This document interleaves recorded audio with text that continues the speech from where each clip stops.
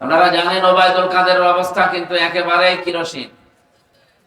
উনি আর মনে হয় ফিরবে না, একেবারে শেষ পর্যায়ে। ডাক্তাররাও ফেরত দিয়ে দিয়েছে যে না, আর হবে না। এখন যদি উনি মারা যায়, বাংলাদেশে কোন ভক্ত যদি বলে ওনারে আমরা এখানে নিয়ে এসে কবর দেব, ভক্ত মরবে, আরো তো মরে গেছে।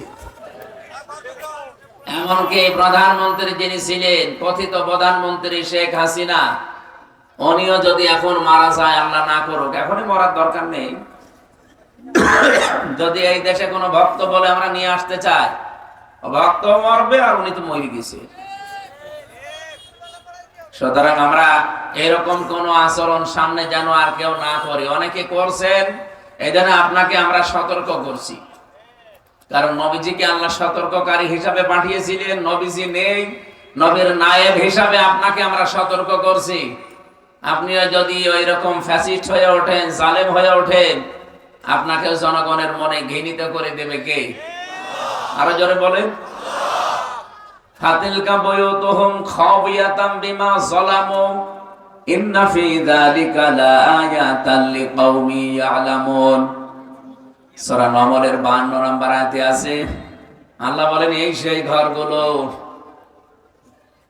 মনে হচ্ছে আল্লাহ এভাবে কুদরতের আঙ্গুল দিয়ে, মনে হচ্ছে আমাদের আল্লাহ এভাবে আমাদেরকে দেখিয়ে দিচ্ছেন এই সেই ঘরগুলো। বাইতুন না দিয়ে আল্লাহ বুয়ুত বহু বচন দিয়েছেন। খাওয়ায়াতাম বিমা যালামু, এগুলো জনশূন্য হয়ে পড়ে আছে আজ, মানব শূন্য, কেউ আর এখানে থাকে না।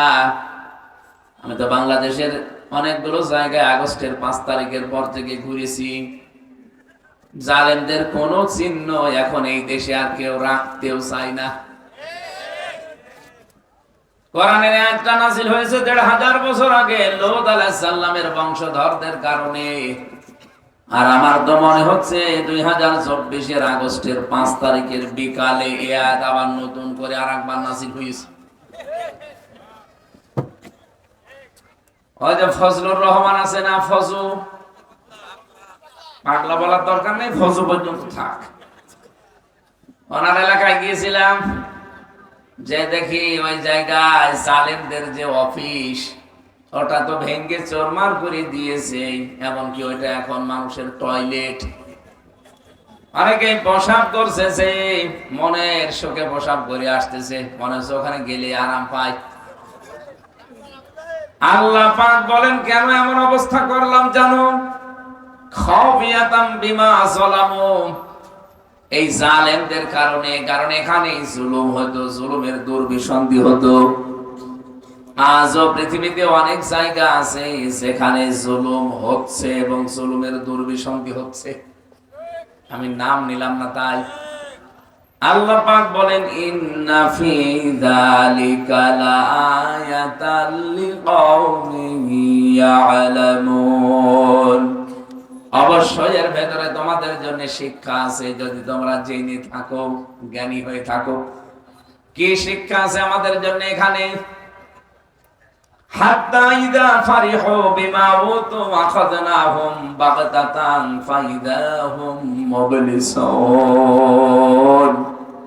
সূরা আনামের 44 নম্বর আয়াতে আল্লাহ জানিয়েছেন, এই মানুষগুলো যখন তাদের ক্ষমতা নিয়ে, প্রভাব প্রতিপত্তি নিয়ে যারা আনন্দে ছিল, আত্মহারা হয়েছিল, আমার আল্লাহর নিয়ামতের কথাগুলো, বিধানের কথাগুলো যারা ভুলে গিয়েছিল, হঠাৎ করে আমি আল্লাহ তাদেরকে আকস্মিক ভাবে ধরলাম। বাগতাতান ফাইদাহুম মুবলিসুন,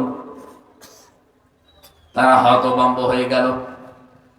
জীবনে তারা ভাবতেও পারে না যে হঠাৎ করে আগস্টের 5 তারিখ চলে আসবে আর আমাদের জীবনের সব রঙিন স্বপ্ন শেষ হয়ে যাবে। বলেন তো এই কথাগুলো কত বাস্তব আল্লাহর কোরআনের? এই 1500 বছর আগের কথা আল্লাহ মনে হচ্ছে আমাদের দেখে দেখে আবার আরেকবার নাযিল করেছে। রাব্বুল আলামিন বলেন ফাকতিউ দাবিরুল কওমিল্লাযিনা যালামু আলহামদুলিল্লাহি রাব্বিল আলামিন। বলেন আল্লাহু আকবার। এই ছেলে কোথায় যাও? বসো। 1-1.5 ঘন্টা বসতে পারেন আর মাঝখানে বসে আবার ওঠা ঠিক বসে ওখানে বসে। রব্বুল আলামিন বলেন জালেমদের শিকড় কাটা হয়ে গেছে। কেটেছে কে? না না, আপনি আলেম।